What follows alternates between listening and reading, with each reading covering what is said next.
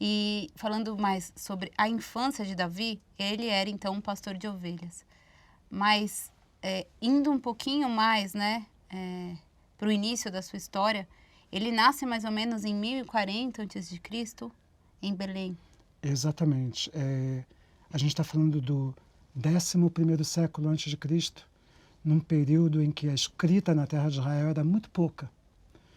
E quando Davi nasce, ele é o mais novo entre os outros 7 irmãos. Jessé teve 8 filhos, né? E aí ele tem já, como você falou, desde a infância, essa questão de não ser muito aceito pelos irmãos. Ele já sofre essa, vamos dizer assim, a rejeição familiar, né? Desde novinho, né? Nós temos outra história parecida com essa, que é a história de Elimeleque, que acabou se tornando rei de Siquém antes de haverem reis em Israel. Filho de uma mulher prostituta, ele era um bastardo, ele acaba dominando a região de Siquém e se tornando rei. E agora, talvez, os próprios irmãos de Davi, eles estão preocupados porque ele é o menor. O menor vai reinar sobre o maior, né? Isso lembra-nos também a história de José, que até então era o menor entre seus irmãos e também falava as coisas que Deus falava com ele, e eles também olhavam para José e diziam: você está se ensoberbecendo, porque você vai reinar sobre nós? Até o próprio pai pergunta: filho, você reinará sobre nós? Né? Mas nós sabemos que assim como com José, Deus tinha um plano especial com Davi.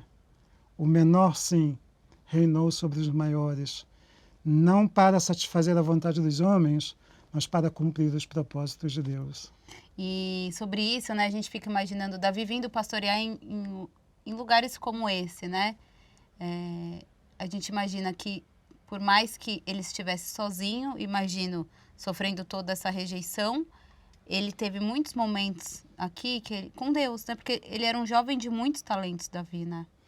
Nós vemos aqui atrás de nós uma oliveira. Da oliveira ele podia fazer um arco e flecha.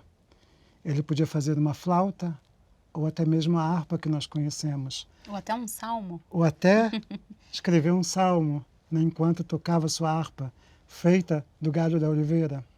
Davi teve muito tempo. Ele teve muito tempo observando os animais também. Ora, ele escreve o Salmo 23, e o Salmo 23 começa: o Senhor é meu pastor.